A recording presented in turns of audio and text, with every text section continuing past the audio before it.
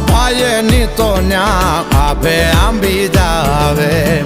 ગરમ પાણી ના હજી કુંડ છલકાવે કુંડ છલકાવે